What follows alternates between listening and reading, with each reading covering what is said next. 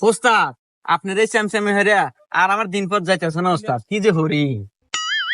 ওস্তাদ আপনি হ্যাঁ এ ধরনের আমাকে মেরে কি হয়েছে? আপনি তো পলা আসলেন। ও মা, বিছু মনে হয় একটু নাই।